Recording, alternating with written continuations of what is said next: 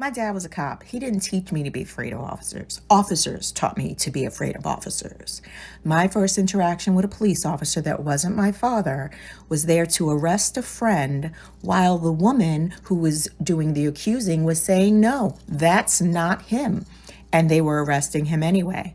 My uncle stepped in and they beat him bloodied, put him in the police car, continued to beat him so that when we got to the precinct and they got out of the police car and we walked and they drove, my uncle was unrecognizable and they did not take him to the hospital.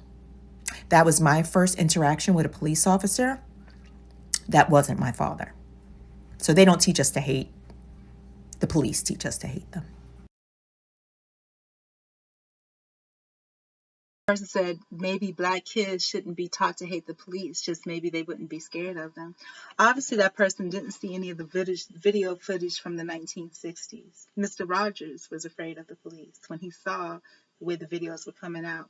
But to address what Sharice was saying, and I may be pronouncing her name incorrectly in this video, she was talking about how no one taught her to be afraid of the police but the police.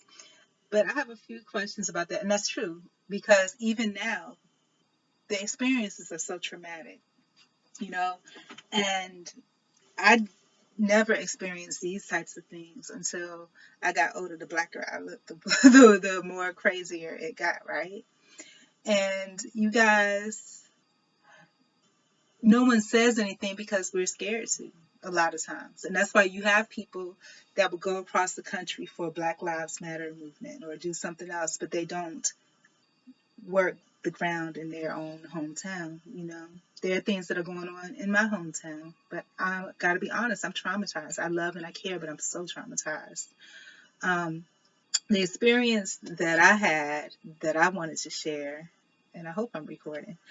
I had a situation similar to that when I was younger and cuter, hair down to my behind and slimmer and all that.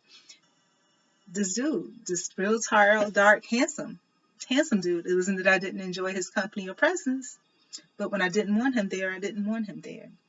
He would come every day, sleep in the parking lot, yell out my name, Maria, Maria, I'll do whatever you want me to do. I'll clean your house, I'll clean your car. And I was like, yo, you got to stop that because the neighbors are going to complain. You're going to get me put out, And then one day, the line was drawn one day when, I had a patio door in the back. You don't ever think of nothing of it. And, I was sleeping in the living room. And all of a sudden, I heard the patio door open, and he comes walking through my patio door. So I called the police and said, look, there's this guy here. I just want him to leave. If you could just have him leave, I'd really appreciate it, right?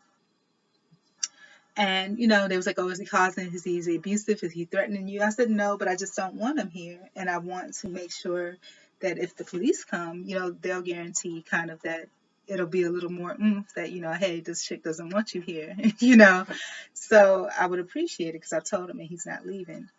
So not only do they come, there's like 6 or 7 cop cars that pull up, right? And the dude is really big. He's like 6'7", chocolate. I mean, looking back, the absolutely delicious dude. You know what I'm saying? But I just didn't want him there like that. And 6 or 7 cop cars pulled up, and it scared me when I came out there. I was just like, why are y'all, all of y'all here? Because I think it's definitely something else must be going on. And they were like, no, you called? And I said, yeah, but I only called because I wanted someone to leave. And they were like, oh, is it this big black dude here? My jaw just hit the ground. I was just like, and they was like, do he have any drugs in his car or anything like that? I was like, no, I just wanted you to ask him to leave so that he would leave. They were ready to lynch him and anything else, you guys. So, but anyways, if you get a chance, watch the movie because you said that how the experience that you had outside of your dad was like that, and that's how it's gonna be. If you watch this movie Gothica with Halle Berry and I think it's Charles S. Dutton, it's like that. That man was so loving, gentle. They had the perfect relationship behind on the other side of the world. He was raping little girls. You know what I'm saying? So you guys, I think that people that are, and I said this on another video because somebody commented, I was telling them about the trauma of me reposting like things that happen to black people because they happen so often. And it's too much. I can't even watch it, you know? And those people that work in those types of places, whether you're the person doing it or not, you have to be under some type of trauma, because there's no way that you could watch someone torture someone else like that and look the other way. Even at a regular job, I had a situation today because I need extra money, so I'm trying to find something, but it's not going to work out. But it's not going to work because it's like it's built into the system. There are no rules. You just do whatever somebody above you says, whether it's right or wrong, and people don't give a F about you. And that's not the way I operate, not personally or professionally, you know? Um, so my question to you is, your dad saw it firsthand and he knew how bad it was and he didn't tell you. There's no way you can work. And I'm sure he's had his job for many years, that many years, and not see anything. And what was the outcome of that situation that you guys had? Did you get any justice in regards to that? Did you discuss it with your father? And if you did, what did he have to say? I have a lot to unpack and say, but I'm going to leave it at that little bit. Thank you. Statement is for the Arlington Police Department, so if you're not, you know what to do. I was at the gas station when I was approached by a man with golds, a bulletproof vest, and a ski mask on his face. Do you know that y'all got out here terrorizing citizens? Talking about, nah, shawty, I'm just trying to see what you trying to do. I'm trying to get the fuck away from you. I'm at the age where shit like you and what's up on your face scares the shit out of me. If you're law enforcement, I don't know what you can do with this information. I didn't catch the gentleman's name as I was racing to get the fuck away from him, but I believe that one of his colleagues, he was also wearing a ski mask, called him Slime Scat Scat. Slat Scat. Slat, or something like that. He said he was going to pull up on Junebug. I'm not sure. All right. So I know my audio is kind of, not so great, but when the lady was talking about, what the lady was saying was basically she was at a gas station.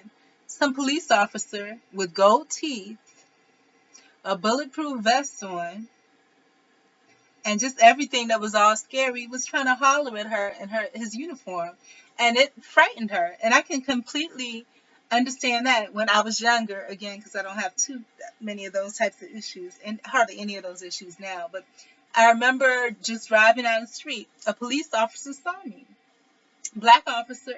He was looking at me and flirting and blowing his horn and carrying on. And I just came to a complete stop and I kept both hands on the steering wheel.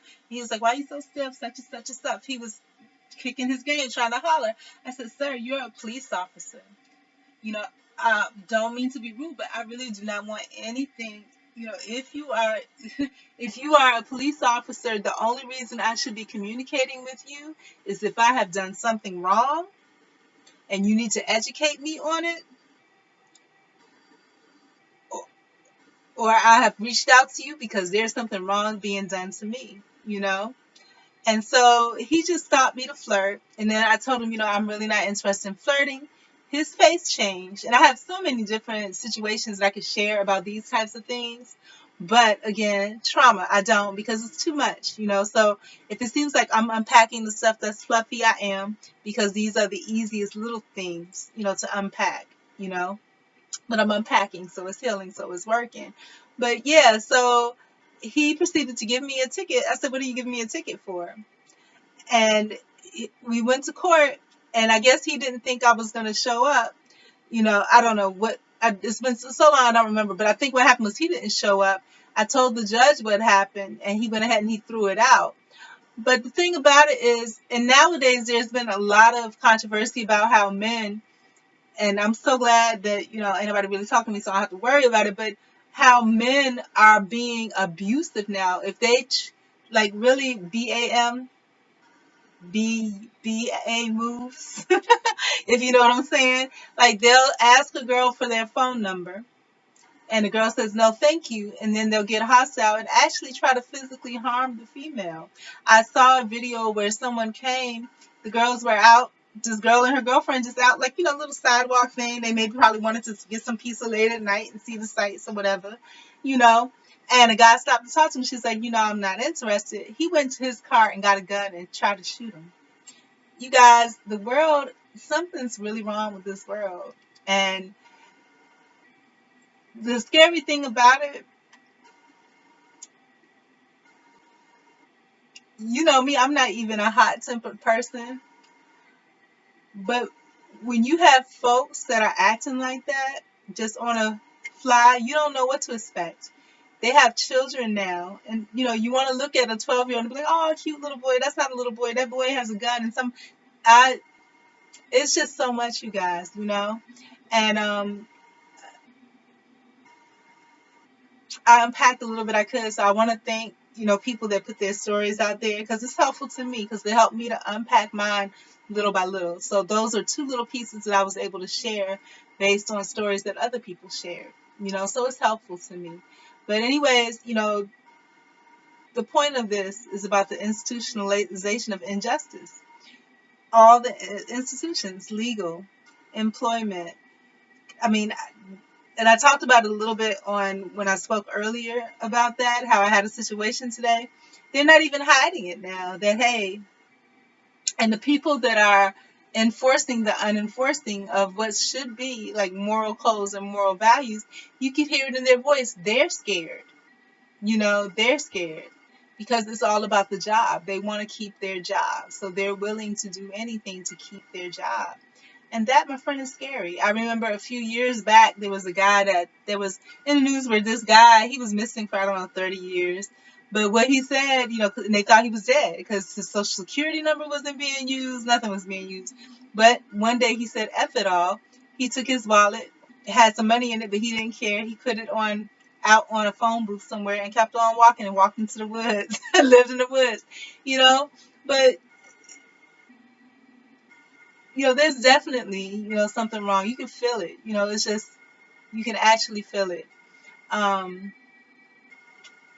But yeah, so again, it seems like the world is going through, the pandemic is not the virus, it's the institutionalization of injustice. That's what it is. And that's the institution of legality, employment, capitalism, and it all leads to trauma, which leads to mental health and homelessness and all that. All of those things is a big old cycle. When I get a chance, I'll talk about it. But just wanted to, unload a little bit of that. But anyhow, you can let me know your experiences. If you've had experiences where maybe you had somebody in your family that was in enforcement, but you found that even though they were, and you got to deal with people that weren't really, it was a total different experience. But anyways, I'm gonna go. I'm sorry about the volume on some parts. If you have to plug in your headphones, I'd appreciate it, and I'd love your feedback. It was Freddie, Sam, Corey, Eric, Philando, Ahmad, Steve, Kenneth, Amadou, Jonathan, Christian, Terrace, Sean. Killed him a day before his wedding. Jamal killed him while he was in handcuffs. Mike killed him while he had his hands up. Kamani, Ramali, Philip, Alton. About 3 Kevins, about 2 Jordans. John, Laquan, Lathon, Stephon, Tony, Tamir, Elijah, Antoine, Izelle, Terrell, Dondre, Akai, George. For him, set the country on fire. Timothy, Patrick, Paul, Tyree, Quintonio, Darius, Jeremy, William, Anthony, Dante, Oscar, Kendrick, Keith, David, Walter. Women like Sandra, Betty, Rihanna, India, Michelle, Tatiana, Tanisha, Rika, Natasha, Pamela, Janet, Megan, Baby Ayan, all that we lost. Dear Heavenly Father, I come uplifting my sister to you, whatever she's standing in the need of, physically, mentally, spiritually, emotionally, or financially. God, I pray that you would meet that need. Lord, I thank you for her life. I glorify your name for making such an amazing woman. God, I ask that you would order her steps, sustain her, strengthen her, give her the directions and instructions needed for this season of her life. In her moments of weakness, remind her of your strength. In times of her loneliness, remind her that you've always been there.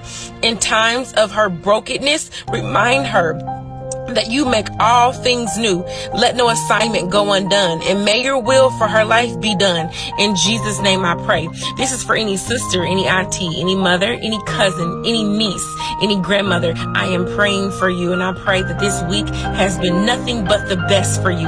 Continue to enjoy your week and have a wonderful weekend.